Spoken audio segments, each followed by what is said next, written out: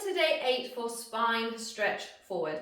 So traditionally this exercise is designed to stretch and open the lumbar, and you do this by tucking the pelvis, drawing the abdominals in and forcing that C curve, which gives us that space.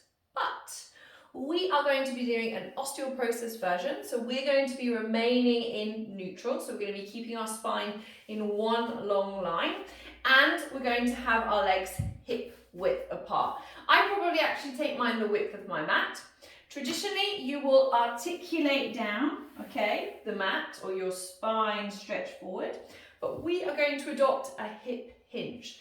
So I first of all get clients or advise you to start with your knees bent and holding on. Now we're sitting up nice and tall. Now, the last couple of exercises we've hinged back, which is quite challenging. Now we're going to be hinging forward. Now this really depends on the mobility in your hip, and you have to be able to tilt your pelvis forward, right, pubic bone down and sitting bones up, right? This enables me to keep moving from my hip joint and not from my waist, okay? So I want you to try this. You can even bring the hands in a little bit sooner. I want you to sit up as tall as you possibly can. And then I want you to try and lean forward and stick your bum out at the same time. This is not easy. And come back. You can also try this with your legs straight. You might find that easier. But this exercise, it really does determine on how much length you have in the back of your hamstrings, because as you tilt the pelvis forward to adopt this hinge position, it lengthens the back of the leg.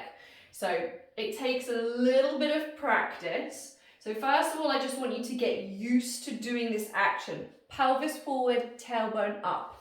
How do you know if you're moving from your hips and not from your waist? What will happen is you'll collapse in the front. So you'll lose that distance between your hip or your ribs and your hips, right? We call this a nice open space. We want to maintain the position or the length in our waistline as we hinge. We don't want to collapse, yeah? So that's the first challenge. If that feels good to you and you naturally can hinge forward, then what I want for you to do is start with the hands in line with the shoulders, hinging forward, reaching the arms up towards the ceiling, sitting up tall, bringing the arms back in line. Nice and simple. But this enables us to keep our spine in neutral. It lengthens the back of the hamstrings, similar to the original exercise, and it stretches through the shoulders and the upper back. So just going to give you one more here, and back. And there we have it. Nice modification for your spine stretch forward. Keep practicing because that hip hinge is so important.